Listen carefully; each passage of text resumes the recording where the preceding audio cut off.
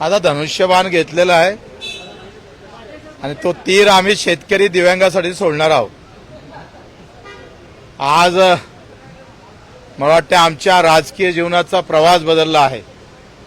प्रहार संघटना कायम राहून अतिशय निर्भीडपणे अतिशय ताकदीनं जो आमचा अजेंडा आहे, झेंडा जरी बदलला असेल तरी शेतकऱ्याचा, मजुरांचा, कष्टकऱ्यांचा, श्रमिकांचा, वंचितांचा, पिछड्यांचा, दिव्यांग बांधवाचा अजेंडा आमच्या डोक्यात मरेपर्यंत राहणार आहे. मी खास करून शिंदे साहेबांचे आभार मानतो. आम्ही जे शिवसेनेत आता आजपासून कामाला लागू, त्यांची जी सेवा प्रवृत्ती आहे त्याला कायम ठेवून प्रचंड ताकदीनं अतिशय मजबूतीनं सामान्य माणसाला जोडण्याचा प्रयत्न आम्ही करणार आहोत. जेवढी राजकीय ताकद आम्ही शिवसेनेची वाढवू तेवढीच शेतकरी, शेतमजूर, दिव्यांगाची ताकद सुद्धा मजबूत केल्याशिवाय राहणार नाही. त्याच्यामुळं मला वाटतं कोणाच्या मनात शंका असेल का आता शेतकऱ्यासाठी आंदोलन होणार नाही, तर होणारच.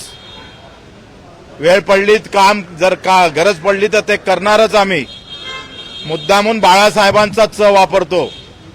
त्याच्यानं ही अतिशय ताकदीची लढाई या शेतकरी, शेतमजूर, दिव्यांगाच्या बांधवासाठी शिवसेना सज्ज राहणार आहे. ताकदीनं रस्त्यावर पण येणार आहे वेळ पडली तर.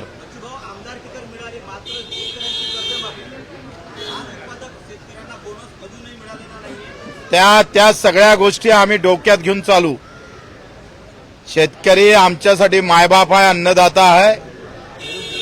तो जेव्हा चालतं तेव्हा आमच्या पोटात दाना भेटतं, आम्ही जगू शकतोय. म्हणून त्याच्या खाल्लेल्या अन्नाला बेमान होणार नाही. दिवस सारखेच असतं, माणसानं बदलायची गरज नाही. काय जसं आहे तसंच आहे. काय बदल वाटते मला सांगा बरं. शिवसेनेमध्ये अनेक जे इच्छुक होते ते नाराज आहेत. त्यांनी सुद्धा लॉबिंग केलेली होती. मात्र त्यांनी पक्षप्रवेश करून तुम्हाला तात्काळ उमेदवारी. माझी लॉबिंग मीडियानं केली त्याच्यामुळे शक्य झालं. हाँ चल.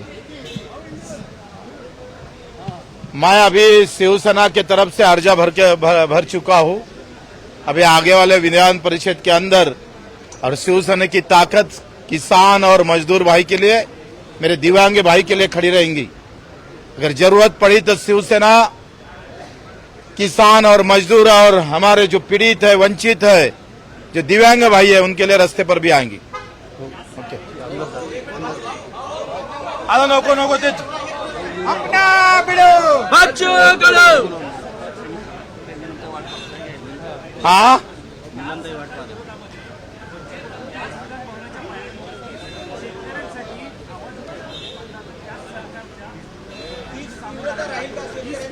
आता मला बोलण्याहून तुम्हाला काय वाटतं.